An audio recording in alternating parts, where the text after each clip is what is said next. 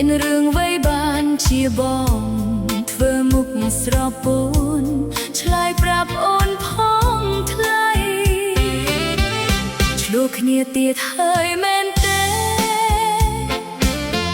ឬមួយគេលួចមានអ្នកថ្មីមកលើកនេះបងចេះយំដូចជាមនុស្សស្រីអូនភ័យណាស់ដឹងអត់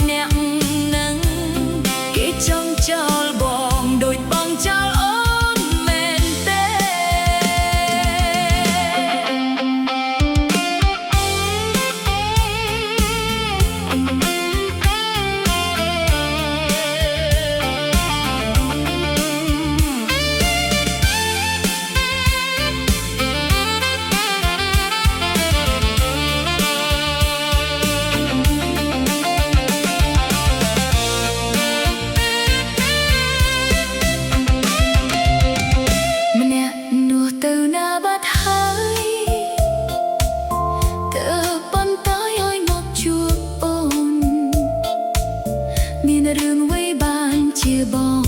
ធ្វើមុខស្រពោនឆ្លើយប្រាប់អូនផងថ្លៃឆ្លោះគ្នាទៀតហើយមែនទេ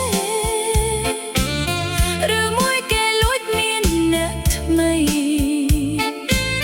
មកលើកនេះបងចេះយំដូចជាមនុស្សស្រីអូនភ័យណាស់ដឹងអត់